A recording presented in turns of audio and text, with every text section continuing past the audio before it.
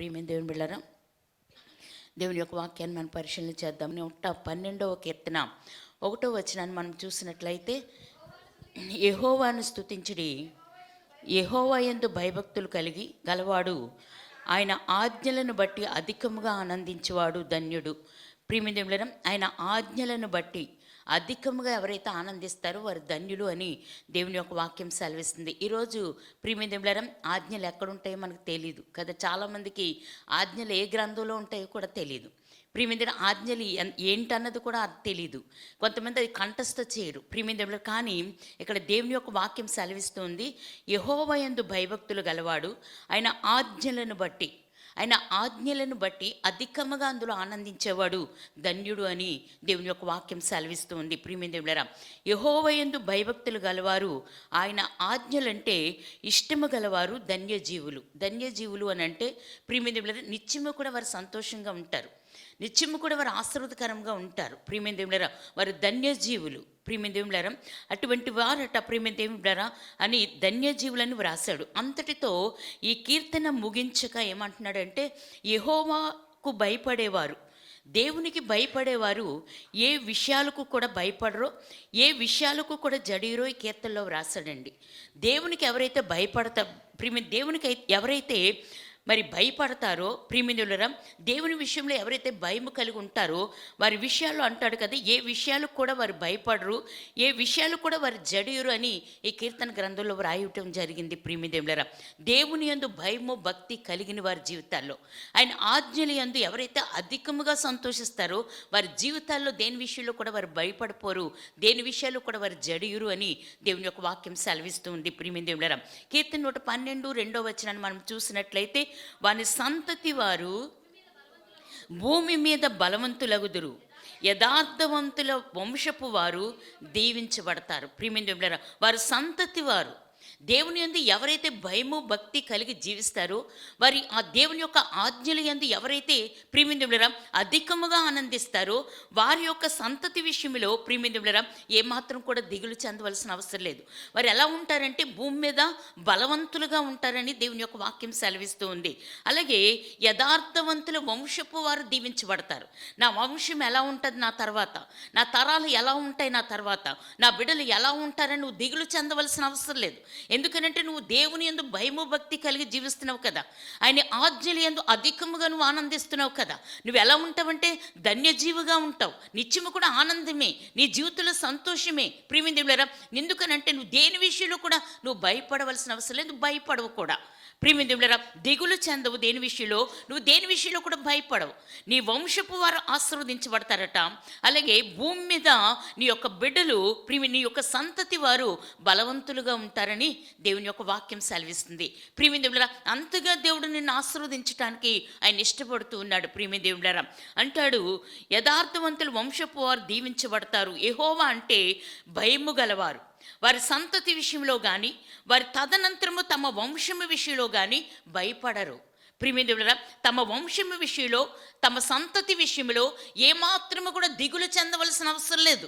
నా పిల్లలు ఎలా ఉంటారు రేపు, ప్రియమైన దేవులారా నా తదనంతరం నా వంశపు వారు ఎలా ఉంటారు అన్న ఆలోచన నీకు అవసరం లేదు.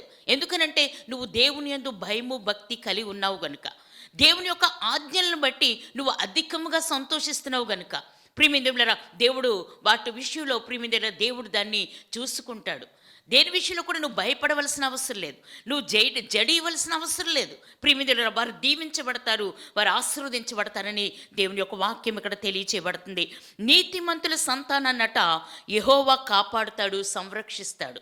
వారి సంరక్షణ విషయంలో కానీ ప్రియమైన దేవులారా వారిని కాపాడే విషయంలో కానీ మనం ఏమీ చేయలేము, కానీ నీ దేవుడు వారిని కాపాడుతాడని, నీ దేవుడు వారిని సంరక్షిస్తాడు. ఎందుకనంటే ఆ దేవుని యందు నువ్వు భయము భక్తి కలిగి ఉన్నావు గనుక, ఆయన ఆజ్ఞలు బట్టి నువ్వు అధికముగా ఆనందిస్తున్నావు గనుక నువ్వు దేని విషయంలో కూడా భయపడవలసిన అవసరం లేదని దేవుని యొక్క వాక్యం ఇక్కడ తెలియచేయబడుతుంది. ప్రియమైన దేవులారా అంటాడు కదా, యెహోవాకు భయపడేవారు తమ కుమారులను కుమార్తెలను దేవునికి అప్పగించుకొని దిగులు చెందక వారు నిశ్చింతగా ఉంటారు.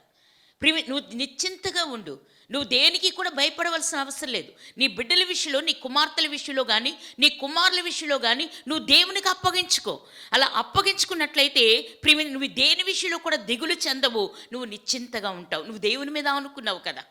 నువ్వు సర్వశక్తిమంతుడైన ఆ దేవుని మీద నువ్వు ఆనుకున్నావు కనుక ఏ విషయంలో కూడా నువ్వు దిగులు చెందవని దేవుని యొక్క వాక్యం ఇక్కడ కీర్తనకారుడు మనకు తెలియచేస్తూ ఉన్నాడు. ప్రియమైన దేవులారా, వారి కుటుంబాలట దైవ సాన్నిధ్యములో వెయ్యింతలుగా వర్ధిల్లుతూ భూలోక దీవెనలు, పరలోక ఆశీర్వాదాలు వారు పొందుతారు. ఈరోజు నీ బిడ్డల విషయంలో ఆలోచించవలసిన పని లేదు.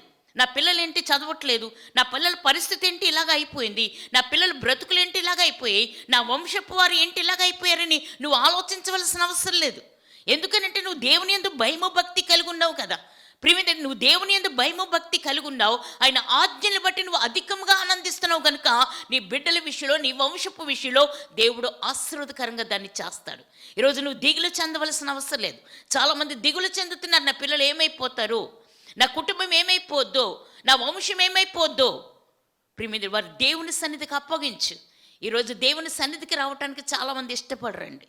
దేవుని సన్నిధి కంట లోకంలో ఆనందించడానికి ఇష్టపడతారు. ప్రియమైన, పెద్ద పెద్ద స్క్రీన్లు పెట్టి అందులో చూసేస్తుంటారు. నేను వాక్యం చూసేస్తున్నానండి, వాక్యంలో నేను ఆనందించేస్తున్నానండి అని చాలామంది అంటారు. నువ్వు దేవుని సాన్నిధ్యంలో ఉండాలి, దేవుని మందిరంలో ఉండాలి. దేవుని మందిరంలో ఉండి నువ్వు దేవుని చేత ఆశీర్వదించబడే బిడ్డగా ఉండాలి. ప్రియమైన, ఆయన ఆజ్ఞలు బట్టి అధికముగా ఆనందించాలి. నువ్వు దేవుని యందు భయభక్తులు కలిగి జీవించినట్లయితే దేని విషయంలో కూడా నువ్వు జడివేయాల్సిన అవసరం లేదు. దేని విషయంలో కూడా నువ్వు భయపడవలసిన అవసరం లేదు. నీ వంశపు వారిని ఆశీర్వదిస్తానంటున్నాడు, నీ పిల్లలు నేను దీవిస్తానని ఆయన మాట్లాడుతూ ఉన్నాడు. ప్రియమైన దేవులారా, ఈరోజు దేని యందు ఆనందిస్తున్నావు, నువ్వు దేని యందు సంతోషిస్తున్నావు? ప్రియమైన దేవులారా, నీ వంశపు వారు ఆశీర్వదించబడాలన్నా, నీ వంశం ఆశీర్వదించబడాలన్నా, నీ పిల్లలు దీవించబడాలన్నా నువ్వు దేవుని సాన్నిధ్యంలో ఉండాలని దేవుని యొక్క వాక్యం ఇక్కడ తెలియచేయబడుతుంది. ప్రియమైన దేవులారా, ఇక్కడ కీర్తనకారుడు అంటాడు కదా, కీర్తన 37:25 వచనంలో ఆయన మాట్లాడుతూ ఉన్నాడు. ఏమనంటే, నేను చిన్నవాణ్ణై ఉంటిని, ఇప్పుడు ముసలివాణ్ణై ఉన్నాను, అయినను నీతిమంతులు విడువబట్టు గాని వారి సంతానము భిక్షమెత్తుట గాని నేను చూచి ఉండలేదు అని దావీదు భక్తుడు రాస్తూ ఉన్నాడు. నేను చిన్నవాడుగా ఉన్నాను, ఇప్పుడు ముసలివాడిని అయ్యాను. ప్రియమైన దేవులారా, నీతిమంతులు విడువబట్టు కానీ వారు ఎప్పుడు కూడా వారి సంతానము భిక్షమెత్తుట కానీ నేను చూచి ఉండలేదని దావీదు భక్తుడు సెలవిస్తూ ఉన్నాడు. ప్రియమైన దేవులారా, అంతగా దేవుడు వారిని ఆశీర్వదిస్తూ ఉన్నప్పుడు నువ్వు దేని విషయంలో దిగులు చెందుతున్నావు? దేని విషయంలో నువ్వు కలత పడుతూ ఉన్నావు? నా వంశం ఏంటి ఇలాగ అయిపోయింది, నా పిల్లలు ఏంటి ఇలాగ అయిపోయారు, నా జీవితం ఏంటి ఇలాగ అయిపోయింది. ఎందుకు అయిపోయింది అని అంటే నువ్వు దేవుని యందు భయభక్తులు లేవు గనుక, ఆయన ఆజ్ఞలు బట్టి అధికంగా నువ్వు ఆనందించట్లేదు గనుక. నువ్వు అలా ఆనందించినట్లయితే, ఆయన యందు భయభక్తులు కలిగి నువ్వు జీవించినట్లయితే నీ వంశపు వారు ఆశీర్వదించబడతారు, నీ జీవితం నీ కుటుంబం ఆశీర్వదించబడుతుంది, నీ బిడ్డలు దీవించబడతారని దేవుని యొక్క వాక్యం సెలవిస్తూ ఉంది. రెండవ మాటగా అంటాడు కదా, యథార్థవంతుల వంశపు వారు దీవించబడతారు. ఎవరండి? యథార్థవంతులు. యథార్థత కలిగి ఉండాలి. చాలాసార్లు ప్రియమైన మన జీవితాల్లో యథార్థత ఉండదు. దేవుని నమ్ముకున్నా కూడా యథార్థమైన జీవితం మన జీవితాల్లో లేదండి. అబద్ధాలు, ప్రియమైన మోసం, ప్రియమైన అన్యాయము, అక్రమము, ప్రియమైన దేవుని నమ్ముకుని కూడా ఇటువంటివి కలిగి ఉన్నప్పుడు ప్రియమైన మన జీవితాల్లో ఆశీర్వాదం ఎలా ఉంటుంది, దీవెన ఎలా ఉంటుంది? ప్రియమైన దేవుడు ఏం మాట చెప్తున్నాడు, ఆ మాట ప్రకారం నువ్వు జీవించాలని దేవుని యొక్క వాక్యం సెలవిస్తుంది కదా. యెహోవా యందు భయభక్తులు కలిగి ఆయన త్రోవల యందు అలాగా ఆయన ఆజ్ఞలు యందు అధికముగా ఆనందించాలి. నువ్వు ఆ మాట నీ జీవితంలో నెరవేర్చినట్లయితే ప్రియమైన నువ్వు యథార్థముగా ఉంటావని దేవుని యొక్క వాక్యం సెలవిస్తుంది. యథార్థవంతుల వంశపు వారు ఏమవుతారట? యథార్థవంతుల వంశపు వారు దీవించబడతారు. నీ వంశం ఆశీర్వదించబడుతుంది, నీ వంశము దీవించబడుతుంది. నువ్వు దేవుని సన్నిధిలో యథార్థత కలిగి ఉండు. ప్రియమైన ఆయన అంటున్నాడు కదా, సామెతలు 11:21 అంటాడు కదా, నీతిమంతుల సంతానమట విడిపించబడుతుంది. ఏ బంధకాల్లో ఉన్నప్పటికీ కూడా, ఏ పరిస్థితుల్లో సాతాను వారిని బంధించినప్పటికీ కూడా ప్రియమైన నీతిమంతుల యొక్క సంతానమట ఏమవుతుందట?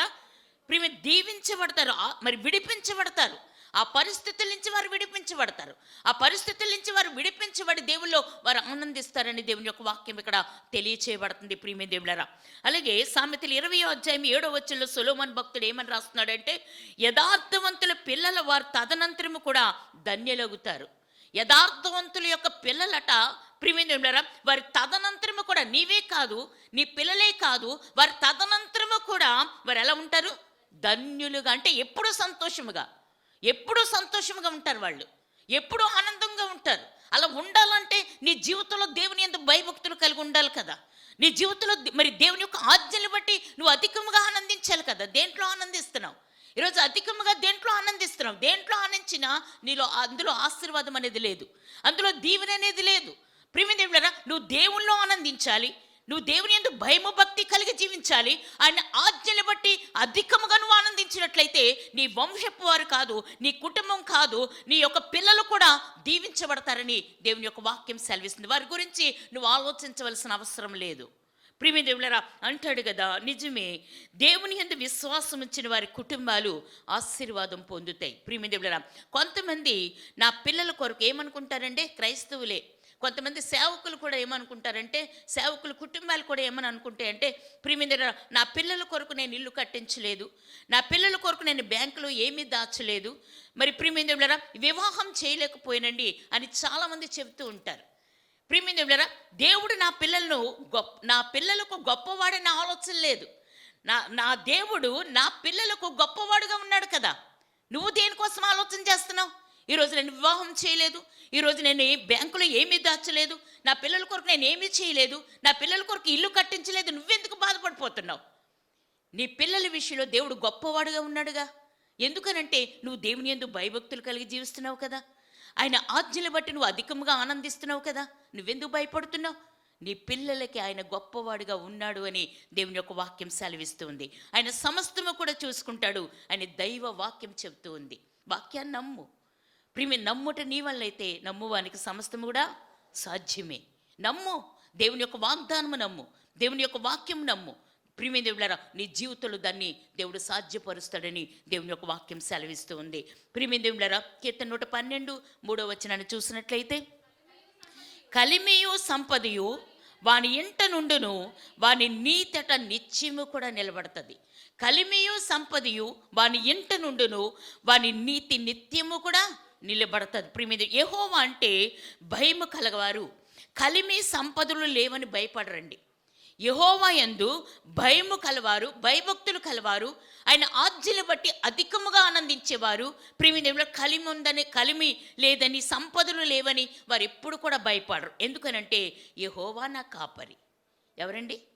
దేవుడి సర్వశక్తిమంతుడే నీకు కాపరిగా ఉంటే నీకు లేమేంటి? ప్రియమైన యెహోవా నా కాపరి, నాకు చాలు, ఆయనే నా సర్వస్వమని వారు ఏం చేస్తారంటే తృప్తి పొందుతారు. ప్రియమైన దేవుని యందు భయభక్తులు కలిగిన వారు, ఆయన ఆజ్ఞలు బట్టి అధికముగా ఆనందించేవారు. ప్రియమైన ఆయన సర్వస్వము కూడా ఆయనే అని, ఆయన నా కాపరిగా ఉన్నాడు కదా, నా దేవుడు నా కాపరిగా ఉన్నాడు, నాకేంటి ప్రియమైన అని భయము లేక వారు తృప్తి చెందుతారని దేవుని యొక్క వాక్యం ఇక్కడ తెలియచేయబడుతుంది. ప్రియమైన ఎవరో ఇలా అన్నారండి, ఏమనంటే కొందరు పుట్టుకతోనే లక్షాధికారులుగా పుడతారట, ఇంకొంతమంది పుట్టుకతోనే బాగా సంపాదించి పుట్టాక ధనము బాగా సంపాదించి లక్షలకు వారసులు అవుతారు. కానీ మరికొందరేమో క్రీస్తుని స్వరక్షకునిగా అంగీకరించి కలిమ గలవారు అవుతారని. నిజమే, మనము క్రీస్తును పొంది గొప్పవారమయ్యాం. దేవునికి స్తోత్రం, హల్లెలూయా. సర్వశక్తిమంతుడైన యేసుక్రీస్తుని మనం నమ్ముకున్నాం కనుక మనము గొప్పవారిమే. ప్రతి పరిస్థితుల్లో కూడా నువ్వు గొప్పవాడివే, గొప్పదానివే అని దేవుని యొక్క వాక్యం సెలవిస్తుంది. కనుక మనం దేనికి కూడా చింతపడవలసిన అవసరం లేదండి, దేనికి కూడా నువ్వు ఆలోచించవలసిన అవసరం లేదు. నా పిల్లల విషయంలో ఏంటి, నా వంశ విషయంలో ఏంటి, నా కుటుంబ విషయంలో ఏంటి, నా విషయంలో ఏంటని నువ్వు దిగులు చెందవలసిన అవసరం లేదని దేవుని యొక్క వాక్యం సెలవిస్తుంది. ప్రియమైన దేవులారా అంటారు, ప్రియమైన 1 పేతురు రాసిన పత్రిక 5వ అధ్యాయము 7వ వచనంలో అంటాడు కదా, ఆయన మనల్ని గూర్చి చింతిస్తున్నాడని దైవ గ్రంథం ప్రబోధిస్తూ ఉంది. ప్రియమైన దేవులారా, ఆయన మన గురించి ఏం చేస్తున్నాడట? చింతిస్తూ ఉన్నాడు. ఆయన చింతిస్తూ ఉన్నాడు, దేవుడు నీ గురించి చింతిస్తూ ఉన్నాడు. ప్రియమైన దేవులారా, యేసు ప్రభువు మరొక మాట చెప్పాడు. మత్తయి సువార్త 6వ అధ్యాయము 34వ వచనాన్ని చూసినట్లయితే, రేపటిని గూర్చి చింతపడకుడి, రేపటి దినము దాని సంగతులను గూర్చి ఏం చేస్తుందట? దాని సంగతులను గురించి రేపటి దినం అది చింతపడుతుంది, కానీ నువ్వు చింతించవలసిన అవసరం లేదు. ప్రియమిత్రులారా, రేపు అనే దినము మనల్ని గూర్చి చింతిస్తుందట, కానీ అల్ప విశ్వాసి అయిన వాడు రేపటిని గూర్చి ఈ దినమే చింతించడం మొదలు పెడతాడు. అల్ప విశ్వాసం ఎలా ఉంటాడంటే రేపటి దినము గురించి ఈరోజే చింతిస్తాడు. ప్రియమిత్రులారా, ఎంత విచారం ఒకసారి ఆలోచించేయండి. ప్రియమిత్రులారా, ఇక్కడ విశ్వాసులకు దేవుడు ఏ ఆహారం ఇవ్వాలో, ఏ బట్టలు ఇవ్వాలో రేపనే దినమునకు దేవుడు ఆజ్ఞాపించాడు. ప్రియమిత్రులారా, మరి ఈ విషయంలో ప్రియమిత్రులారా తెలియని వారు చాలామంది ఉన్నారండి. రేపు దేవుడు నీకేమి ఇవ్వాలో దేవునికి తెలుసు. నీకు ఏ ఆహారం ఇవ్వాలా, ఏ బట్ట ఇవ్వాలా, నీకేంటి ఇవ్వాలో అన్నది ఆయనకు తెలుసు. కానీ నువ్వెందుకు చింతించేస్తున్నావు? రేపటి దినం కోసం నువ్వెందుకు బాధపడిపోతున్నావు? ప్రియమిత్రులారా, దేవుని బిడ్డలారా, రేపటి దినం కోసం నువ్వెందుకు ఆలోచన చేసేస్తున్నావు? నీ దేవుడు నీతో ఉన్నాడు కదా. చింత యావత్తు కూడా మనం ఏం చేయాలి? ఆయన మీద వెయ్యాలి. ప్రియమిత్రులారా, ఆయన మీద వెయ్యాలి. ప్రియమిత్రులారా, ఈ విషయంలో నేను ఆలోచన చేసినప్పుడు నిజమే కదా, నేను ఎంతగా ఆనందించాను, దేవుని ఎంతగా స్తుతించానంటే అవును, రేపటి గురించి మనం ఎందుకు ఆలోచన చేయాలి? ప్రియమిత్రులారా, ఆయన ఆలోచన చేస్తాడు కదా, ఆయన ఆలోచన చేస్తాడు మన కోసం. నీకు ఏ బట్ట కావాలో, ఏ తిండి కావాలో, ఏ పరిస్థితుల్లో నువ్వు ఉండాలో ఆయన నీ కోసం ఆలోచన చేస్తాడు. నువ్వు చింతించవలసిన అవసరం లేదు. ప్రియమిత్రులారా, దేవునికి స్తుతి చెల్లించి చింతించుట వలన మనం ఏమీ కూడా సాధించలేము. ప్రియమిత్రులారా, చింతించుటకు 2 కారణాలు చెప్పుకోవచ్చండి. ఏంటనంటే ఒకటి ఏంటంటే రక్షణ పొందని వారు తరచూ కూడా చింతిస్తూ ఉంటారండి. అలాగే రెండో విషయంలో రక్షింపబడిన వారు ఎవరైనా చింతిస్తూ ఉంటే వారు రక్షింపబడి కూడా ఎందులో ఉన్నారంటే పాపంలో జీవిస్తున్నారని మనం తలంచవచ్చు. ప్రియమిత్రులారా, ఒకటి రక్షణ పొందిన వారు తరచూ చింతిస్తూ ఉంటారు. రక్షింపబడిన వారు ఎవరైనా చింతిస్తూ ఉంటే రక్షింపబడి కూడా వారు ఎందులో ఉన్నారంటే పాపంలో ఉన్నారు. అంటే దేవుని వాక్యానికి వారు చోటు ఇవ్వట్లేదు కనుక వారు ఎప్పుడూ కూడా చింతిస్తూనే ఉంటారు. ప్రియమిత్రులారా, అనేక సార్లు వారి పిల్లల విషయంలో, కుటుంబ విషయంలో, మన విషయంలో, అన్ని విషయాల్లో కూడా వారు ఏం చేస్తారంటే చింతే. ప్రియమిత్రులారా, అంటాడు కదా, వ్యర్థమైన విషయాలకు చింతించాల్సిన అవసరం లేదు. చితి మృతదేహాన్నట బూడిద చేస్తుంది. చితి ఏం చేస్తుంది? మృతదేహాన్ని బూడిద చేస్తుంది. ప్రియమిత్రులారా, కానీ చింతట బ్రతికి ఉన్న వారిని కూడా అది బూడిదగా మారుస్తుంది. చింతించేవారు అనుదినము కూడా ఏం చేస్తారంటే మరణిస్తూనే ఉంటారు. చింతించేవారు అనుదినము కూడా వారు మరణిస్తూనే ఉంటారు. ఎందుకంటే దేవుని మీద వారు ఆనుకోరు, దేవుని వాక్యాన్ని నమ్మరు, వారి జీవితాల్లో పాపం అనేది ఉంటుంది కనుక వారి అనుదినము కూడా వారు మరణిస్తూనే ఉంటారని దేవుని యొక్క వాక్యం సెలవిస్తుంది. ఇక 112 వచనంలో అంటాడు కదా, దుర్వార్తకట వారు భయపడరు. దేవుని యందు భయభక్తులు కలిగి ఆయన ఆజ్ఞల యందు అధికముగా ఆనందించేవారు దుర్వార్త వచ్చినా కూడా నా దేవుడున్నాడని నిలబడతారు. దానికి కూడా వారు జడియరు అని దేవుని యొక్క వాక్యం సెలవిస్తుంది. ఇక్కడ చూద్దాం. యథార్థవంతుడు, న్యాయవంతుడు, దేవుని యందు భయభక్తులు గలవాడు, చెడుతనమని విసర్జించిన వాడు భూమి మీద అతని వంటి వాడు ఎవడనూ కూడా లేడని యోబు భక్తుని గూర్చి ప్రియమిత్రులారా యెహోవా సాక్ష్యం ఇస్తూ ఉన్నాడు. దేవుడే సాక్ష్యం ఇస్తూ ఉన్నాడు. ఏమనంటే ఆయన యథార్థవంతుడు, న్యాయవంతుడు, దేవుని యందు భయభక్తులు గలవాడు, చెడుతనమని విసర్జించిన వాడు, భూమి మీద అతని వంటి వాడు ఎవడనూ కూడా లేడు అని యోబు భక్తుని గురించి యెహోవా సాక్ష్యం ఇస్తూ ఉన్నాడు. యోబు యెహోవాకు భయపడేవాడు కనుక ఆయన ఎన్ని దుర్వార్తలు విన్నా ప్రియమిత్రులారా భయపడకట యెహోవాను స్తుతించి గణపరిచేవాడుగా ఆయన ఉన్నాడు. ప్రియమిత్రులారా, ఆయన ఉన్నాడు. ఎందుకనంటే ఆయన దేవుని యందు భయభక్తులు కలిగి జీవించాడు గనుక, ఆయన ప్రియమిత్రులారా యథార్థవంతుడిగా ఉన్నాడు గనుక, ఆయన ప్రియమిత్రులారా చెడుతనమును విసర్జించిన వాడు గనుక, దేవుని మీద భూమి మీదట అతని వంటి వాడు ఎవడనూ కూడా లేడని మరి యోబుని గురించి దేవుడు సాక్ష్యం ఇస్తూ ఉన్నాడు. అతని జీవితంలో ఎన్ని దుర్వార్తలు వచ్చినా కూడా ఆయన భయపడలేదు అని దేవుని యొక్క వాక్యం సెలవిస్తుంది. చూద్దాం. ప్రియమిత్రులారా, యోబు గ్రంథం 1:7 అంటాడు, ఎద్దులు నాగలి దున్నుచు ఉండగా, గాడిదలు వాటి సమీపమును మేయిచుండగా, షబాయిళ్ళు వాటిని పట్టుకొని పోయి ఖడ్గంతో పనివారిని హతము చేశారట. మొదటి దుర్వార్త. ప్రియమిత్రులారా, అలాగే రెండవ మాట అంటాడు యోబు 1:6 అంటాడు, అగ్ని ఆకాశము నుండి పడి గొర్రెలను పనివారిని కాల్చివేసెను. మూడవదిగా యోబు 1:7 అంటాడు, కల్దీయులను 3 సమూహములుగా వచ్చి ఒంటెల మీద పడి వాటిని కొనిపోయి ఖడ్గం చేత పనివారిని చంపేశారు.